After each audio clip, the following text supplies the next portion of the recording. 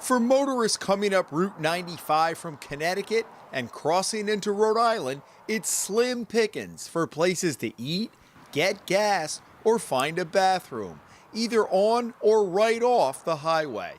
Connecticut has a handful of what it calls service plazas right on the state's 100 plus miles of Route 95. But by the time drivers reach the Rhode Island border, 50 miles will have passed since the last one going north in Madison, Connecticut. The newly reopened Rhode Island Welcome Center, 6 miles north of the border between exits 2 and 3, isn't much of a welcome. Basically a place to park and a line of porta-johns await motorists. That's why this property, adjacent to a park and ride just off exit 1 in Hopkinson, attracted the attention of Love's, a national company wanting to put in an $8 to $10 million travel center half a mile north of the Rhode Island-Connecticut border. It would accommodate tractor-trailer trucks and have food and bathrooms for all motorists. The Oklahoma-based company has nearly 400 travel stops in 40 states, but not much of a presence in New England. The property, while it's on the south side of 95, is actually more visible as you're going north on 95. You can actually see it from almost a mile back. David Gingerella's family has owned 18 acres in this prime location for 65 years. Love's approached the Gingerellas in 2007 about using 6 or 7 of the acres located in a manufacturing zone along Route 3. The company needs a special use permit from the town to do it. What Love's thought might be a 12 to 18-month process has turned into an 8-year battle that is still not over. The proposal pits some in Hopkinton who don't think what they refer to as the truck stop fits in with the rural nature of the town, against property owners who say they should be able to develop land that is costing them $1,000 a month in property taxes. For whatever reason, this has been a project that's been opposed, and I'm not quite sure it's been opposed by the majority. I just think that you have a very vocal minority that are in town that, not in my backyard, I don't want anything here. Meanwhile, the state last year proposed putting its own travel center and transit hub diagonally across from where the Love's project would be, adjacent to an industrial park just off the northbound lane of Route 95, also near exit 1. It would include a welcome center and food, along with a RIPTA bus hub and park and ride. After Hopkinson's town manager initially sent a letter of support for the project, the entire town council says it does not want the DOT to locate in Hopkinson. Just in the last week, the town of Richmond has expressed interest in having the transit hub on land near exit 3. And the DOT has begun discussions with town officials there.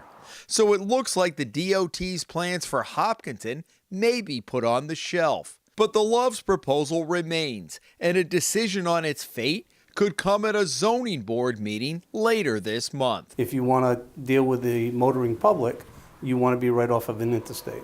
Most people don't even want to go a half a mile or a mile off of an interstate. When they want to get off, they get off. They want to do whatever business they need to do, whether that be gas, food, buy any conveniences, use the facilities, and then get back on the road. Despite that pitch and the promise of lucrative property taxes for the town, Gingerella said Love's faced opposition from the very beginning. The first meeting that we went to, the planning board chairman says to us, this is the worst proposal I've ever seen, and there's no way that this is going to get built in our town. And Even before you heard the evidence. Before you heard the evidence, before we even had a chance to explain to him what it was that we would like to be able to do. And the hearings kind of continued in that same vein. A Superior Court judge in 2014 overturned the town's swift rejection of the initial proposal, confirming Gingerella's assessment that the developers didn't get a fair hearing. The judge put the case back in the lap of the zoning board, where there have been lengthy hearings off and on for more than a year. They have a business plan and they go into communities and they don't give up. Well, Hopkinton doesn't either. Longtime town councilwoman Sylvia Thompson has been watching the proposal unfold. I believe strongly that you have to have a hands-off with Love's. It's got to go through the process. You got to because we appoint the zoning board members.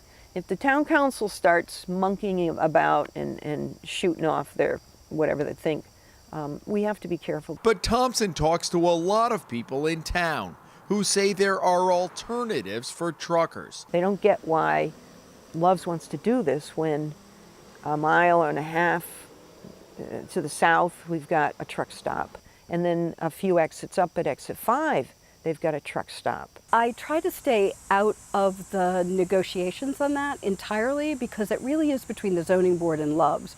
But I find it really fascinating and how deep the zoning board is trying to go to say, if it occurs, how do we protect the town? Barbara Capalbo, who has been on the council the past 10 years, has attended virtually every zoning board hearing on the Loves proposal since it came back from Superior Court. What is your main concern? My main concern is protecting the aquifer, is actually my main concern. It's on the secondary, it's not on a primary, and then the additional traffic. Those ramps were not designed for that much truck and car traffic. I think that will end up being a problem. We've already had a couple of accidents as people try to get off exit 1 coming from the north. There was a lot of talk about the aquifer because all of Hopkinton is on well water. The Love site is located on a secondary aquifer. Gingerella says the developers have gotten all of the state and federal permitting necessary and have addressed any potential problems in detail. We brought in an expert that talked about the aquifer and explained that the aquifer is not a pond at the bottom of this property, but really bedrock, and that the water, the aquifer, is built into that bedrock, and that this project will have little or no chance of ever causing any issues to the aquifer. And even if there were a spill? Even if there was a spill. Gingerella said the town did rezone property his family owned across Route 3 from residential to commercial, allowing a business to come in.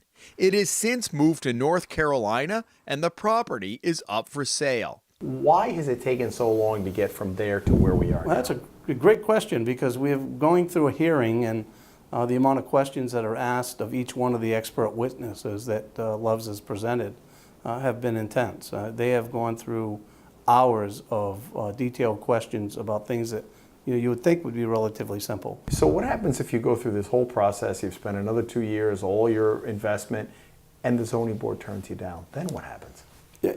It's an interesting problem, because then they've probably rendered the property useless because of the restrictions and all the issues that they've done on it, and we have to then figure out what to then do with it. I mean, this is a prime piece of real estate that is located on an interstate that, under this current scenario, looks like it's undevelopable.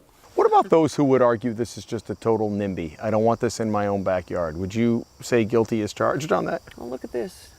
I admit that I wouldn't want Loves next door to me or in my backyard. Some people would say that's a healthy dose of NIMBYism.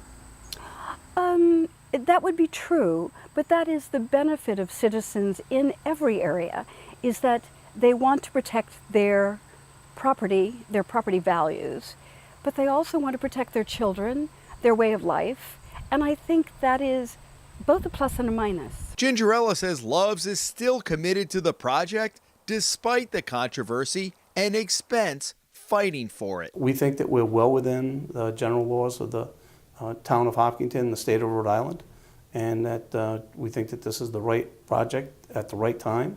Actually, it was the right time probably 6 years ago, and that it's a missed opportunity for everyone if we don't go forward. In Hopkinton, Jim Hummel for the Hummel Report.